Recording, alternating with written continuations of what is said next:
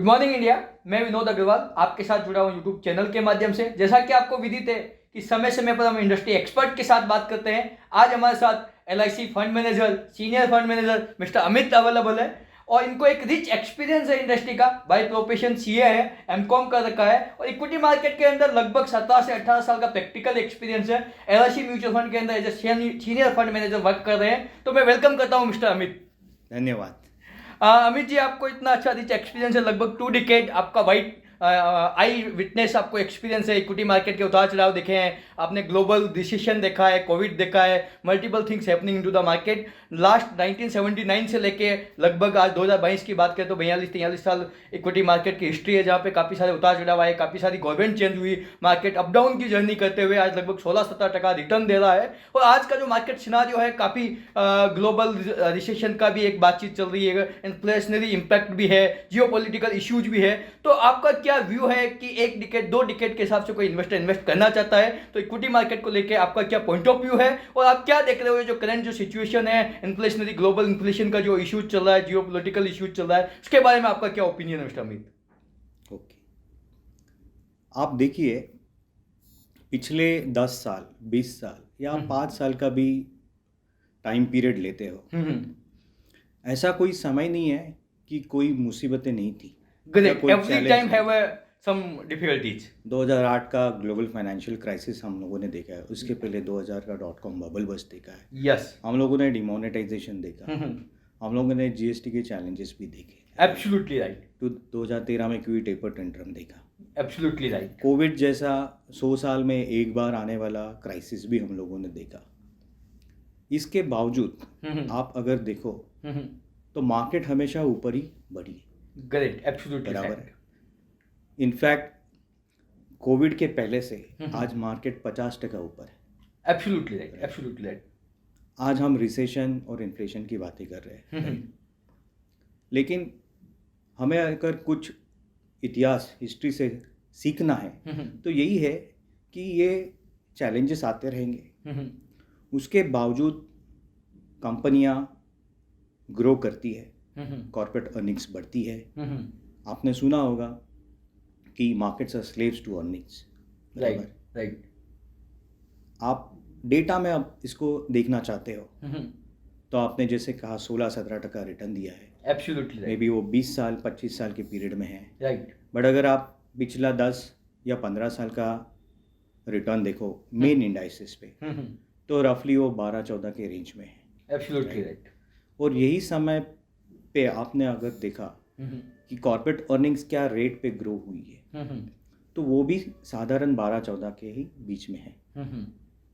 तो जैसे profit grow होंगे सिमिलर रिटर्न आपको लॉन्ग टर्म में मिलता है। ऑफ कोर्स FD आपको जैसे एक सर्टन रेट रिटर्न देता है, मार्केट वैसे एवरी ईयर आपको सर्टन रिटर्न नहीं देगा।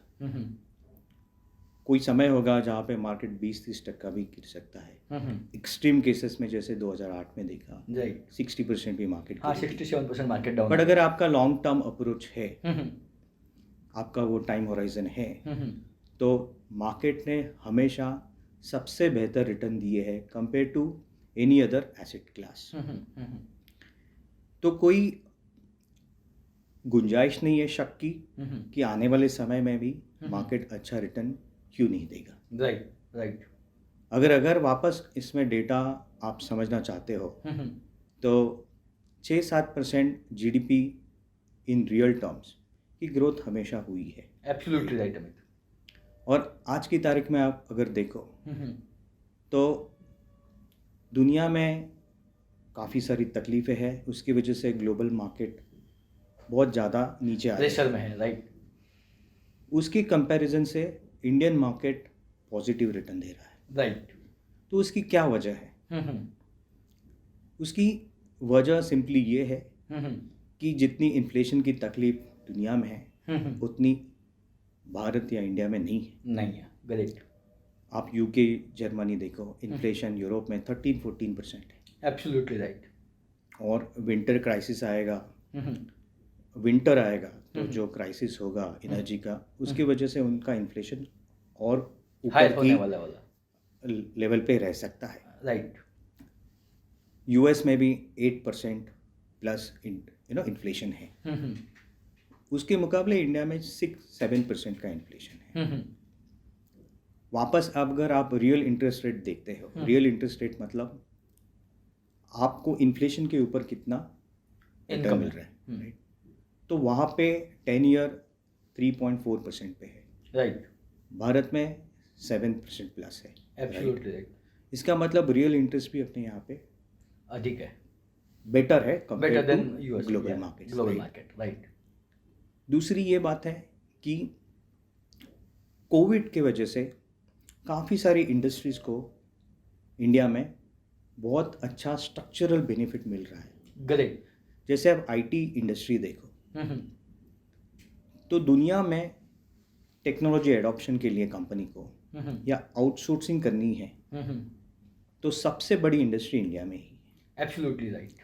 और उसको कोई कंपटीशन उभरता हुआ नज़र नहीं आ रहा है। और आपने देखा होगा तो टेक्नोलॉजी हमारी ज़िंदगी का अहम हिस्सा बनती जा रही है। बिजनेसेस के लिए भी ऐसे ही है। जो बिजनेसेस टेक्नोलॉजी में अहेड थे उन्होंने लॉकडाउन्स में बेहतर धंधा किया। Great great. तो टेक्नोलॉजी का एडॉप्शन भी बढ़ने वाला है। फास्टली ग्रो हो रहा है, ऑलरेडी प्रैक्टिकल एग्जांपल्स है। तो इंडियन आईटी कंपनी उसकी बिगेस्ट बेनिफिशियरी है। और जैसे मैं बोला ये स्ट्रक्चरल ट्रेंड है, तो आने वाले कई सालों तक ये रहने वाला है। आप अगर फार्मा इंडस्ट्री देखो, बहुत बेनिफिट हुआ उनको कोविड की वजह से, क्योंकि आप देखो वैक्सीन में 60-70% इंडिया का मार्केट शेयर है। एब्सोल्युटली। जेनरिक्स में 40% है, राइट। साथ में एपीआई या रॉ मटेरियल बोलते हैं, इंटरमीडिएट्स, ये इंडस्ट्री भी इंडिया में आज छोटी है, बट आने वाले समय में ये मार्केट शेयर भी हाई डबल डिजिट या 20s में जा सकता है। Okay okay. आप और भी कोई सेक्टर देखो, जैसे कि मैन्युफैक्चरिंग है, केमिकल्स में देखो, इंडिया में बहुत सारी कंपनियां हैं जो उनके सेगमेंट में डोमिनेंट मार्केट लीडर्स है ग्लोबली। और इसकी वजह से आपने देखा होगा कि केमिकल्स कंपनी बहुत अच्छी वेल्थ क्रिएट की है इन्वेस्टर्स के लिए। कहने का मतलब ये है कि बहुत सारी इंडस्ट्रीज़ को कोविड ने टेलविंड्स दी है। ग्रेट बराबर। उसके साथ आप अगर देखो कि पिछले कई सालों में इंडिया में एक सॉलिड फाउंडेशन बन रहा है, which is a launch pad अपने कंट्री को आने वाले समय में दुनिया में कॉम्पिटिटिवनेस पे बहुत स्ट्रांग बनाए और यहाँ से भी जीडीपी की ग्रोथ एक्सेलरेट हो। ग्रेट। डिमोनेटाइजेशन हुआ, उसकी वजह से कोविड में अपने को बेनिफिट हुआ। बराबर। यूपीआई है, जीएसटी है, काफ़ी सारे सेक्टरल लेवल पे फिनेंशियल सेक्टर में रिफॉर्म्स हुए हैं, लेबर रिफॉर्म्स हुए हैं, इंफ्रास्ट्रक्चर पे बहुत काम हो रहा है, मैन्युफैक्चरिंग सेक्टर पे बहुत ज़्यादा थ्रस्ट इस गवर्नमेंट में दिया है। पीएलआई स्कीम्स के बारे में आप सुना होगा। रिसेंटली काफ़ी सारी अनाउंसमेंट हुए हैं जहाँ पे आईफोन पिक्सेल यहाँ पे मैन्युफैक्चर होने वाले हैं। Yes yes yes. तो इंडिया एक ऐसा मार्केट है जहाँ पे स्ट्रॉन्ग डोमेस्टिक डिमांड है और हम मेरिट पे, क्रेडिबिलिटी पे दुनिया को भी एक प्लेटफॉर्म दे सकते हैं जहाँ पे रीजनेबल प्राइस पे very high quality products supply कर सकते हैं। राइट। ये अगर मैं आपको एक्स्ट्रापोलेट करूँ तो जीडीपी 6-7% है, ये शायद यहाँ से बढ़ भी जाए आने वाले दशक में। और उस पर आप अगर 4-5% इन्फ्लेशन ऐड करो तो double digit GDP growth nominal terms में हो सकती है। ओके। तो कॉर्पोरेट अर्निंग्स अगर जीडीपी से ज़्यादा ग्रो होती है, हिस्टोरिकली 1.5 भी देखा है हमने, बट अगर मान लो 1 टाइम भी होती है तो भी कॉर्पोरेट प्रॉफिट्स डबल डिजिट में 12-14% ग्रो हो सकते हैं। तो जैसे हम लोगों ने शुरुआत में कहा कि markets are slaves to earnings, और लंबे समय में अर्निंग्स जितनी ग्रोथ मार्केट देता है तो ये आप 12-14% जैसा रिटर्न मार्केट दे सकता है। ग्रेट अमित, बहुत ही अच्छे तरीके से आपने बताया। अमित, मैं जानना चाहता हूँ कि इंडिया 2014 के अंदर 10th लार्जेस्ट इकोनॉमी था, 2022 के अंदर 5th लार्जेस्ट इकोनॉमी है, और ऑलरेडी इकोनॉमिस्ट अनुमान लगा रहे हैं कि 2030 तक 3rd लार्जेस्ट इकोनॉमी हो सकती है। और जो गवर्नमेंट का जो ऑब्जेक्टिव है कि 5 ट्रिलियन इकोनॉमी इंडिया को बनाने का, उसके बारे में आपका क्या ओपिनियन है और क्या ये प्रैक्टिकल धरातल पे आपको दिखता है और क्या ये इंडियन इन्वेस्टर जो इक्विटी में इन्वेस्ट करेंगे उनको बेनिफिशियल होने वाला है? 100%। जैसे कि हम पहले सवाल का जवाब देते हुए मैंने कहा कि नॉमिनल जीडीपी की ग्रोथ डबल डिजिट में होगी। Absolutely right. हम लोग अभी 3 ट्रिलियन प्लस ऑलरेडी है। ओके। तो आप अगर 12% से इसको कंपाउंड करते हो तो 26 में हम लोग या उसके पहले भी हम लोग 5 ट्रिलियन क्रॉस कर देंगे। और अगर यही रेट सस्टेन हुआ आने वाले दशक में तो हम लोग थर्ड नहीं तो फोर्थ लार्जेस्ट ज़रूर बन जाएंगे। Great great. और जैसे मैंने कहा कि जीडीपी की ग्रोथ से ज़्यादा ही कॉर्पोरेट अर्निंग्स ग्रोथ हुई है, राइट। और उसके साथ ग्लोबल मार्केट्स भी अगर ओपन होते हैं और कंपनी का मुनाफा बढ़ता है इन परसेंटेज टर्म्स तो निवेशकों को ज़रूर इस बात का फ़ायदा होगा। बट एक बात समझ लेनी चाहिए जो पहले सवाल के जवाब में भी उभरी थी, वो है कि ये कोई एक लीनियर लाइन में नहीं बढ़ेगी मार्केट। ग्रेट। उसमें काफ़ी सारे चैलेंजेस आ सकते हैं, 20-30% करेक्शन आ सकते हैं। निवेशकों को देखना है कि डरे नहीं, पैसा विड्रॉ नहीं करे और उसको कंपाउंड होने में हेल्प करे। ग्रेट। तो निवेशक इसका फ़ायदा ले सकते हैं, अन्यथा नहीं। फैंटास्टिक अमित, मैं जानना चाहता हूँ कि आज की डेट में काफ़ी सारे टेक्नोलॉजी अडोप्शन है, मार्केट में काफ़ी सारी इन्फॉर्मेशन का फ्लो है, लोग बाग इक्विटी में बहुत स्पीडी आ तो जाते हैं बट जब भी करेक्शन देखते हैं, अपनी एसआईपी के नेगेटिव रिटर्न्स देखते हैं तो वो स्टॉप कर देते हैं या विड्रॉल कर देते हैं या रॉन्ग डिसीजन ले लेते हैं और इक्विटी को ब्लेम करते हैं कि इक्विटी अच्छा परफॉर्मेंस नहीं देती है। और जब उन्होंने इन्वेस्टमेंट किया होता है तो किसी न किसी XYZ इन्वेस्टमेंट का रिटर्न देख के किया होता है या एक्सेल के बेस पे उन्होंने इन्वेस्टमेंट किया होता है या XYZ इन्वेस्टर के इन्वेस्टमेंट को देख के किया होता है। आपका क्या ओपिनियन है जब आपका पोर्टफोलियो रेट दिखाई दे रहा हो, जब आपकी एसआईपी नेगेटिव रिटर्न दे रही हो? हालांकि मैं मेरे इन्वेस्टर को बोलता हूँ कि 5 साल भी एसआईपी नेगेटिव रिटर्न दे और आपका फंड और फंड मैनेजमेंट और कॉर्पोरेट अच्छा है तो आपको कंटिन्यू करना चाहिए, क्योंकि तो अप एंड डाउन से आते रहते हैं। क्योंकि मैंने हिस्टोरिकली काफ़ी बार एनालिसिस किया है तो 2008 का अगर टेन्योर देखूं, पर्टिकुलरली जब नेगेटिव मार्केट था, जब ग्लोबल रिसेशन था, या 2020 के अंदर जब 23 मार्च को अपन किसी भी एसआईपी का 5 साल का डाटा देखें, debt is performing in negative, they are in red.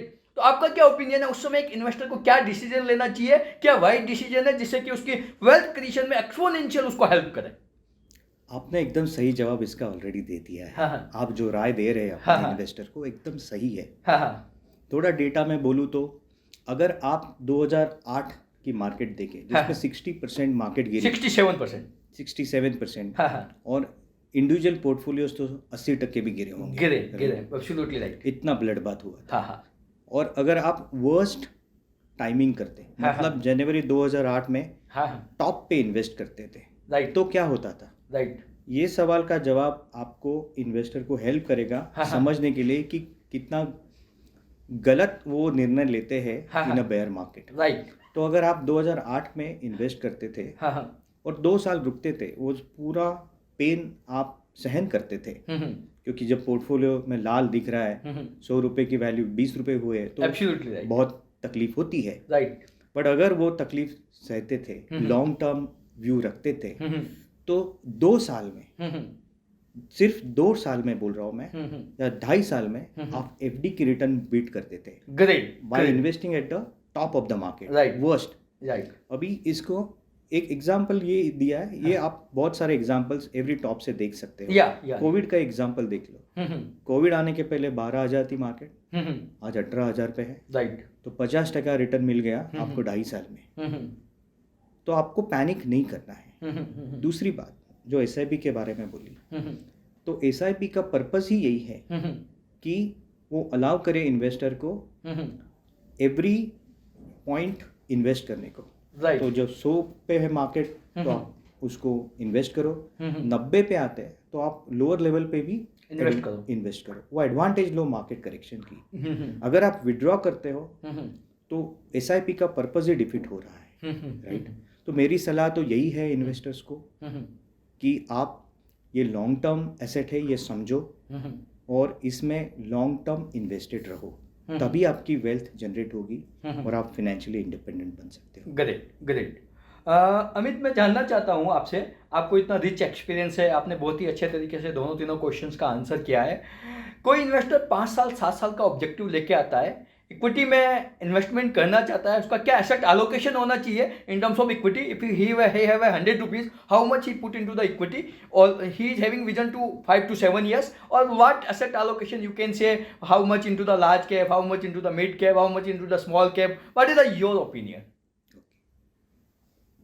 पहली बात, आपने सवाल पूछा है 5 से 7 साल का होराइजन, लेकिन आपने अभी कहा था कि 5 से 7 साल में भी रिटर्न एसआईपी के नेगेटिव हो सकते हैं। Absolutely right. तो टाइम फ्रेम शायद इससे भी ज़्यादा होना चाहिए। Great great, absolutely. दूसरी बात, जो एसेट एलोकेशन होती है, तो कितना पैसा डेट में जाना चाहिए, कितना पैसा इक्विटी में जाना चाहिए, कितना पैसा गोल्ड में जाना चाहिए, कितना रियल एस्टेट में, और काफ़ी सारे नए नए अल्टरनेटिव इन्वेस्टमेंट क्लास निकल आ रहे हैं।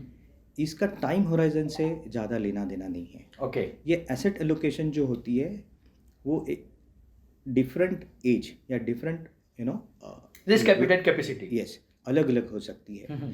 और एक बार आपने ये फिक्स कर ली तो शायद आपको फिक्स रखनी चाहिए।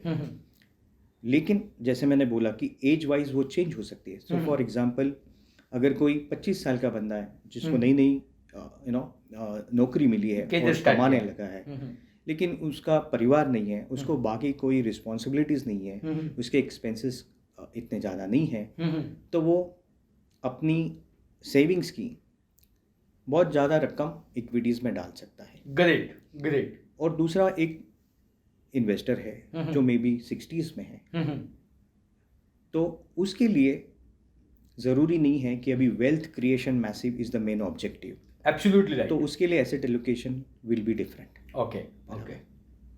और आपने जो लार्ज और मिड और स्मॉल कैप की बातें की, तो large caps are mature businesses, stable businesses, size उनका बहुत बड़ा रहता है, तो जायज़ है कि उनका ग्रोथ रेट भी कम रहेगा। Absolutely right.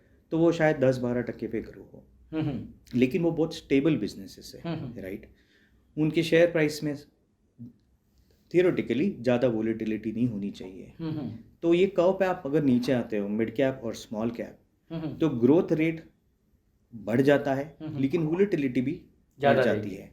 तो जैसे मैंने एज वाइज आपको बताया था, वैसे ही रिस्क एपेटाइट देख के इसमें आपको एसेट एलोकेशन डिसाइड करना चाहिए।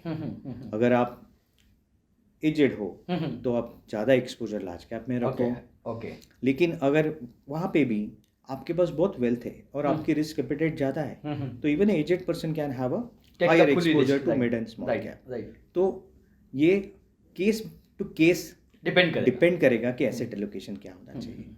ग्रेट। तो अमित, आप ये कहना चाहते हो it's depend on totally investor need, उसकी रिस्क एपिटाइट क्या है, उसकी एज फैक्टर क्या है। अगर कोई 80 साल का इन्वेस्टर है, उसको नेक्स्ट जनरेशन को वेल्थ क्रिएट करनी है, ट्रांसफर करनी है, तो he can put 100% to the equity also. और कोई अगर 12 से 18 साल का बंदा रिसेंटली कैरियर स्टार्ट किया है, बट उसको खाने पीने की व्यवस्था इससे करनी है, तो उसको रिस्क कम लेनी चाहिए। It's depend on to the investor needs कि उसकी रिस्क एपिटाइट क्या है, कितने समय के लिए इन्वेस्टमेंट कर रहा है, उसकी क्या ऑब्जेक्टिव है फ्यूचर, उसके अकॉर्डिंग उसको इन्वेस्ट करना चाहिए। Great great. अमित, मैं आपसे जानना चाहता हूँ कि रिसेंटली अभी आप आने वाले समय में एक आपका न्यू फंड ऑफर कर रहे हो by name of multi cap, जिसके अंदर लार्ज स्मॉल मिड तीनों का एक प्रॉपर मिक्सचर है, और सेबी का रेगुलेशन है कि 25% ईच कैटेगरी के अंदर आपको डालना मैंडेट है।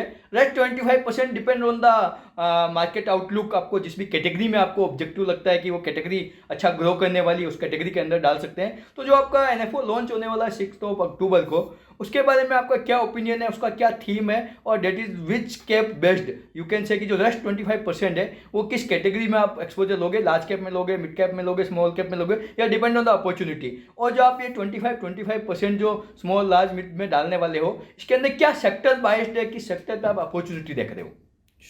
मल्टी कैप फंड का मैंडेट है कि minimum 25% large cap, minimum 25% mid cap और मिनिमम 25% स्मॉल कैप में जाना ही चाहिए। Absolutely right.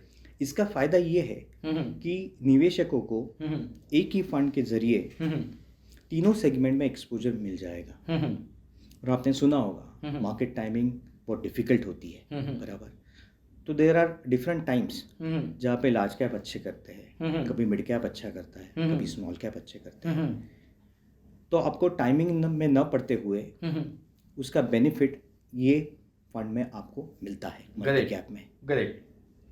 और एक बात जो हम लोगों ने अभी भी डिस्कस की कि डिफरेंट फेजेस होते हैं एक कंपनी के लाइफ में। स्मॉल कैप होती है, पहले स्टार्टअप होता है, स्मॉल कैप होती है, मिड कैप और लार्ज कैप।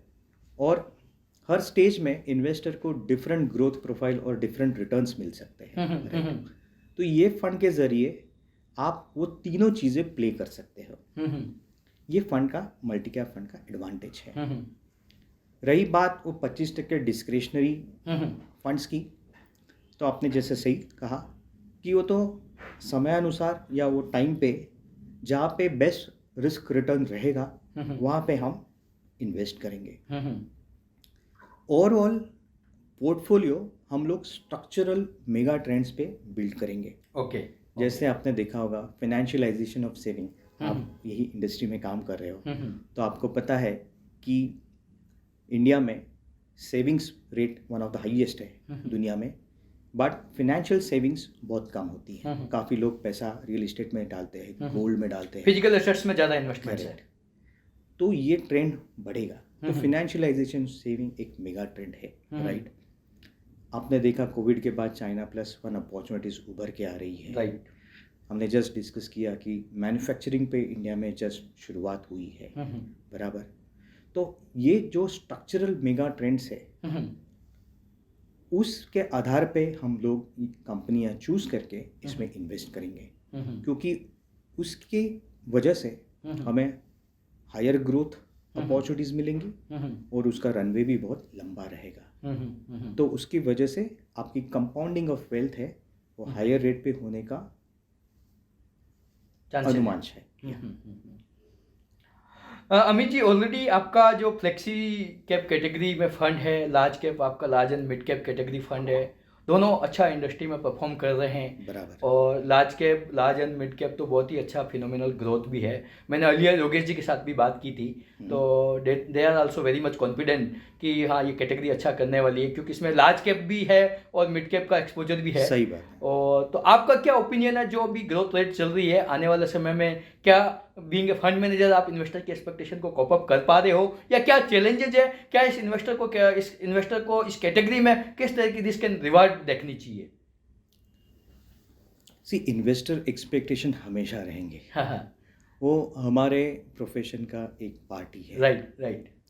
तो हम उसका अनड्यू प्रेशर लेके कोई गलत डिसीजन ले, ऐसे हम नहीं करते। ग्रेट। हमें वही करना है जो हमें सही लगता है। ओके। और मार्केट ऐसी चीज़ है जहाँ पे कभी कभी आपकी हाइपोथेसिस सही भी हो, पर मार्केट उसको रिवॉर्ड करने के लिए लंबा समय ले सकता है।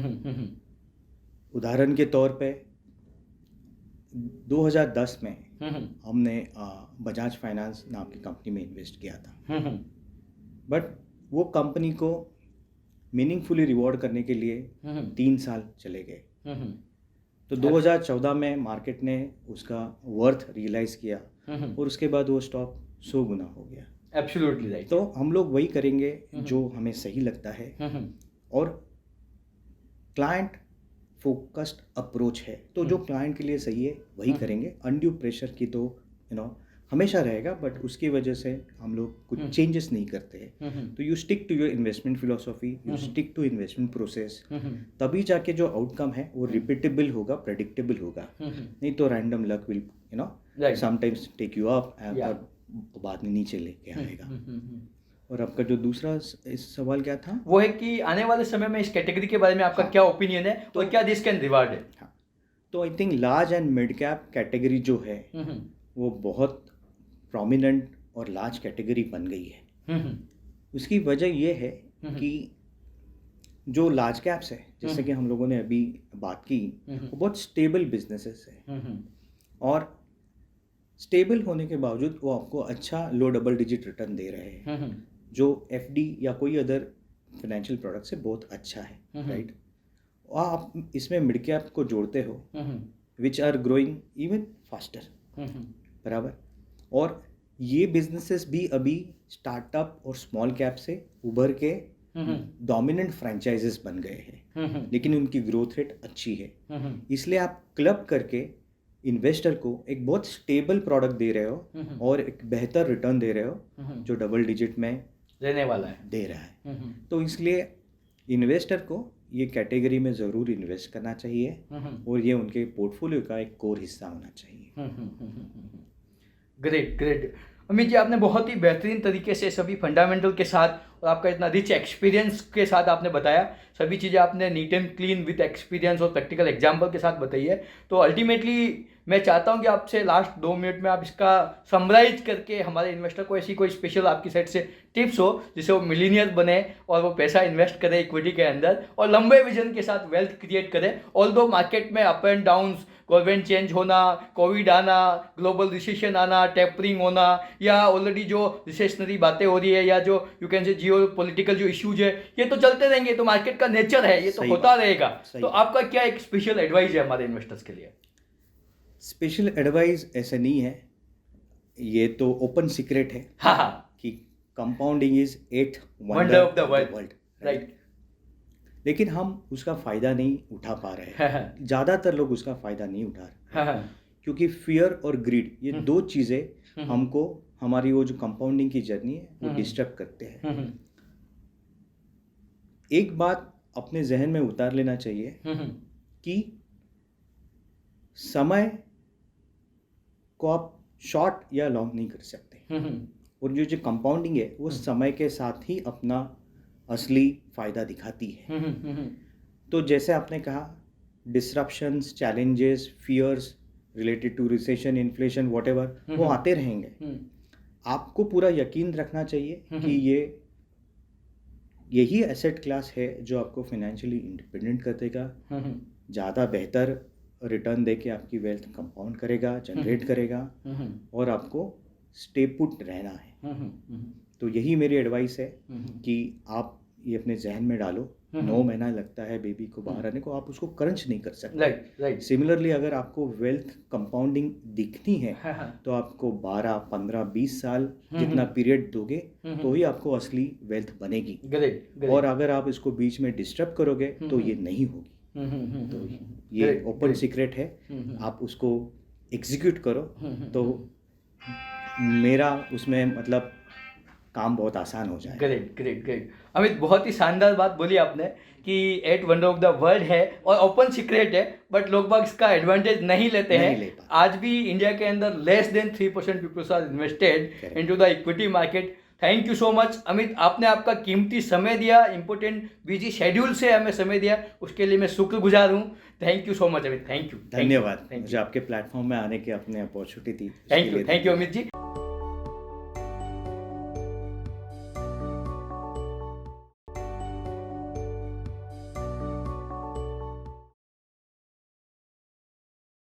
Mutual fund investments are subject to market risks. Read all scheme-related documents carefully.